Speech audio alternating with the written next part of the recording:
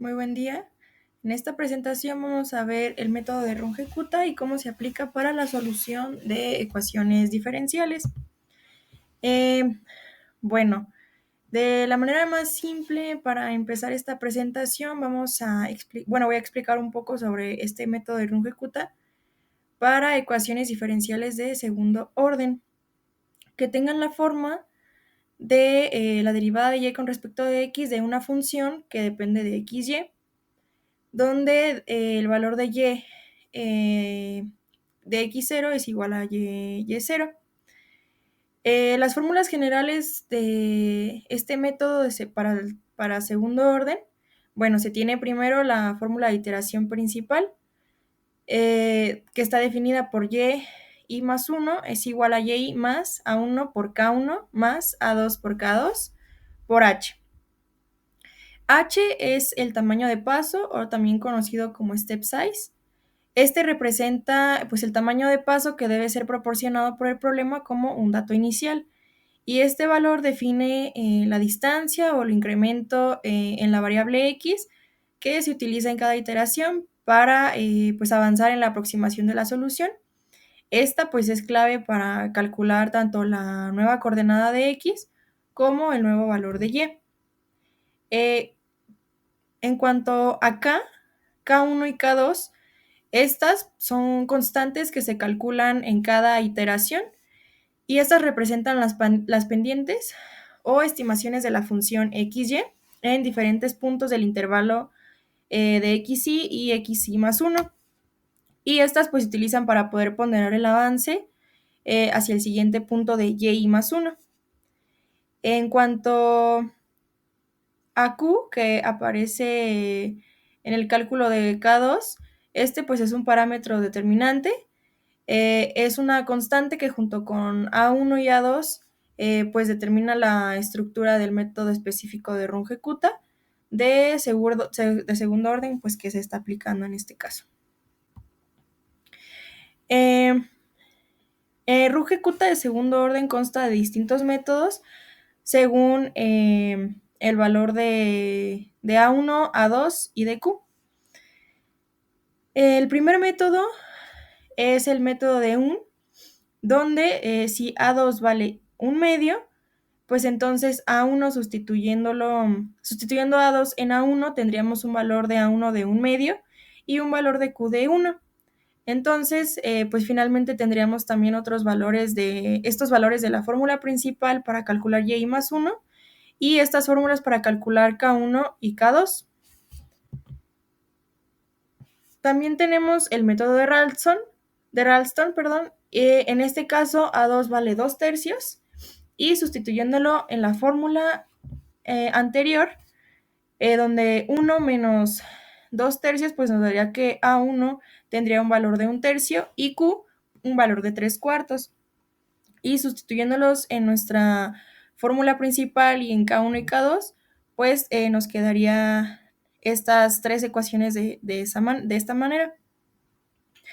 En cuanto, y bueno, por último, el método de punto medio, se tiene que A2 vale 1, por lo tanto A1 vale 0 y Q vale 1/2, quedándonos pues finalmente estas tres ecuaciones de la fórmula principal y del cálculo de K1 y K2. Ahora, bueno, nos interesa un poco más estudiar ecuaciones diferenciales de orden superior, es decir, que son más complejas de resolver. En este caso, bueno, vamos a resolver esta ecuación donde tenemos la segunda derivada de z con respecto de t más 2 por la derivada de z respecto de t menos z igual a 2 por e a la t. Lo que se hace aquí es que se despeja la segunda derivada y además pues el problema también nos da estas condiciones iniciales donde z vale 0, la derivada de z con respecto de t, la primera derivada vale 1 y el tamaño de paso es 0.1. Para poder nosotros resolver esta ecuación se va a hacer un cambio de variable donde y va a ser igual a la primera derivada de z, que puede ser expresada de esta manera. Cabe destacar que esta solución se va a resolver como con dos ecuaciones. Eh, es decir, que este método de RK4, es decir, de Runge-Kutta de cuarto orden, pues el sistema de ecuaciones se define de forma matricial o vectorial como una función f de z y de t, donde z es la variable dependiente que contiene tanto a z como a y. Eh, También, bueno, vamos a estar observando que el valor de la parte superior se va a considerar como z y el valor inferior se va a considerar como y. En este caso se tienen estas fórmulas para calcular K1. Cabe destacar que K1 pues siempre es la misma en todos los métodos de Runge-Kutta y únicamente cambia el cálculo de K2, K3 y K4. Bueno, aquí tenemos estas formulitas y este pues es un método iterativo, entonces en cada iteración vamos a estar obteniendo un valor distinto de K y pues finalmente de Z. Este valor resultante pues va a ser una matriz de dos componentes y como les mencionaba, el valor superior va a corresponder a Z, es decir, a la posición, y el valor inferior va a corresponder a Y, es decir, la velocidad.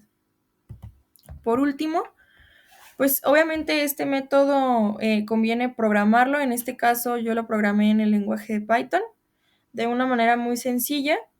Definimos esta función que define el sistema de ecuaciones de una función de t y de m. Definimos z y y definimos la función que nos está dando el problema. Después definimos todas estas condiciones iniciales, el paso, el punto inicial y el número de iteraciones. En este caso yo puse 10 iteraciones y pues por último puse la definición de K1, K2 y K3. Entonces podemos observar que en estas 10 iteraciones nos arroja lo que es la posición, que sería la del lado, el primer valor, y la velocidad, que sería la del lado derecho. Y así sucesivamente. Entonces, por último, tenemos que en la iteración 10, en la posición de 0.1, vamos a tener una velocidad de 1.005. Podríamos también aumentar el número de iteraciones, eso ya queda al criterio de cada persona, pero pues básicamente para esto nos ayuda el método de Runge-Kutta. Por mi parte sería todo. Muchas gracias.